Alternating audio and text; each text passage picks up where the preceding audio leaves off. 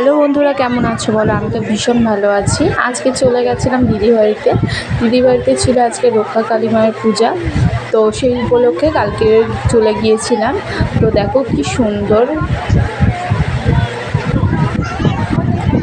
তো গিয়ে তো ভীষণ মজাও করেছি আর খুব ভালো লেগেছে। এত এত এত এত লোকের ভিড় হয়েছিল, মানে ওদের সামান্য মানে পাড়ার পুজো, তো খুব ভালো পুজোটা হয়। আর আমরা কোনো বছর যাইনি, তো এবছর গেলাম।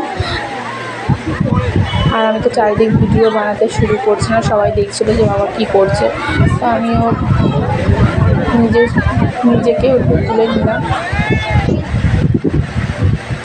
তো তারপর এখানে সবাই মানে যাদের বাড়ি যত লোক কুটুম্ব আসুক বা পাড়ার আত্মীয় আত্মীয় সবাই একসাথে ওখানে খাওয়া দাওয়া হয়। আর আমরা খাওয়া দাওয়া করে পরের দিন ভোর দেখছিলাম ঠাকুর বিসর্জন হচ্ছে। আমি কোনো সময় রক্ষা কালী মায়ের বিসর্জন দেখিনি। তো এটা হচ্ছে যেদিন রাতে মানে পুজো হয়, মানে রাতে শেষে ভোর বিসর্জন হয়ে যায়। তো এখানে সানে বিসর্জন হচ্ছে আর এদিকে বাজি খাচ্ছিল।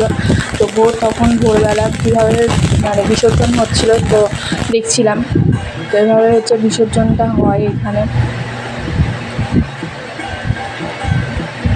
মার বিসর্জন হয়ে যাচ্ছে, সবার খুব মন খারাপ ছিল, আমারও কেমন একটা হচ্ছিল যে মায়ের বিসর্জন হয়ে যাচ্ছে। তো এই সময়টা সত্যি সবার মন খারাপ হয়ে যায়, কিন্তু কিছু করার নেই। যে ঠাকুরের পুজো করা হয় আমাদের হিন্দু মতে বিসর্জন অবশ্যই করা হয়। আর রক্ষা কালী মায়ের মানে পুজো তো রাতেই পুজো হয়, আবার সূর্য ওঠার আগেই মানে বিসর্জন দিয়ে দিতে হয়।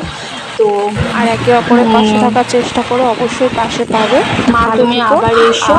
আর এদিকে তো বাজি মানে ফাটিয়েই যাচ্ছে পর বাজি ফাটিয়ে যাচ্ছে।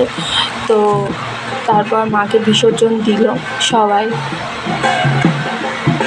তো দেখো কীভাবে বিসর্জন দিচ্ছে।